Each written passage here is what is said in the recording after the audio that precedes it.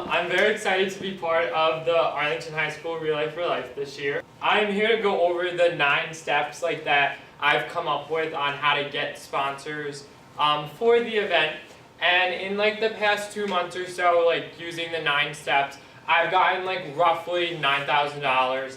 And there are a few more sponsors here and there that we'll be sending in checks soon. So it's worked so far pretty well, which I'm happy about. Thank you. First, I compose a list of family, friends, and local businesses that I may know. For example, my mom doesn't cook, so we go out to eat a lot. So we're always at different restaurants, but we always go back to our favorites. So it's been very easy for me to go in and talk to the owners and managers of restaurants and ask them to sponsor the event or donate food to it, just because I'm in there all the time, since she doesn't cook. I don't mind eating out, but how can they say no when you're in there all the time? Yeah, so I mean it helps. So reaching out to those people has helped a lot, and I start by making a phone call and keeping it short and sweet, because they obviously know that if I'm not coming in for dinner and I'm calling them, I obviously want something.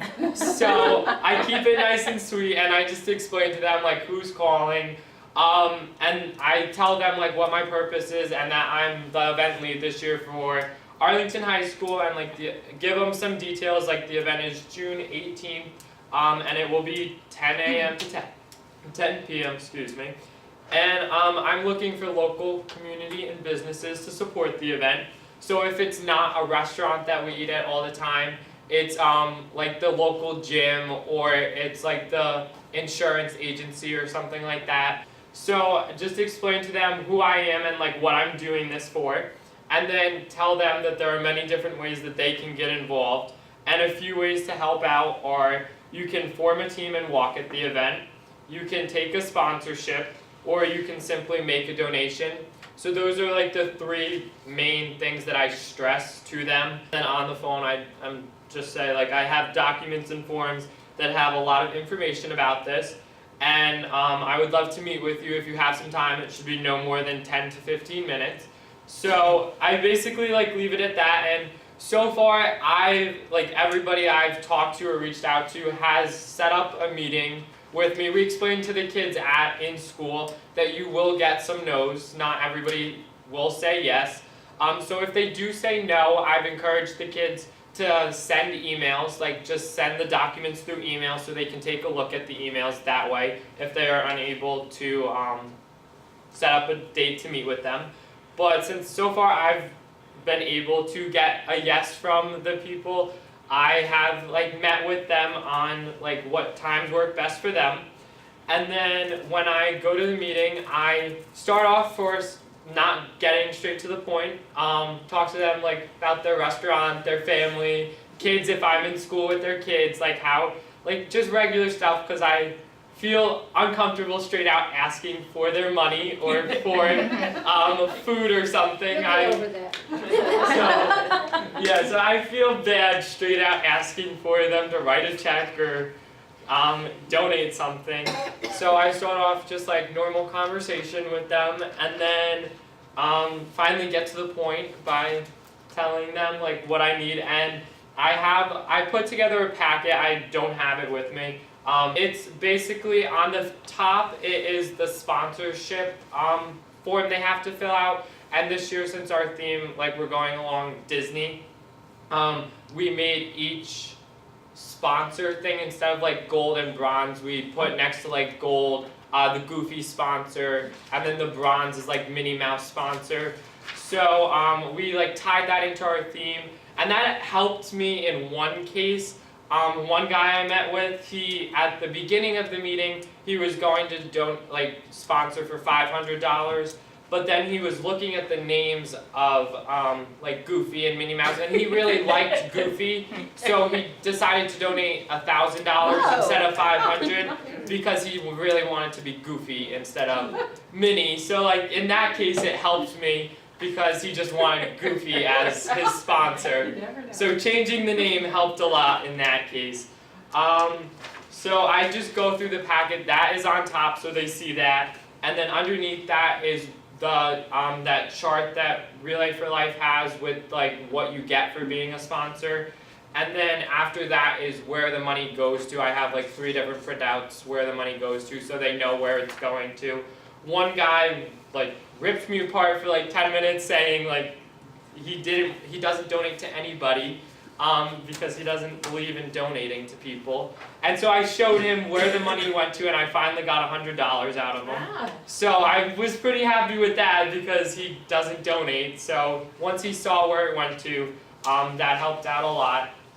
So that's in the packet, and then there's just some information about the actual event in case they want to come, and then after that is how they can go online and sign up and form a team. So yeah, and then when the time comes, I go through the packet and like briefly explain each page to them, the sponsorships, when the event is, and that information. And then I follow it up with a question. So not only am I just asking for their money, like emotionally like tie them into this cause.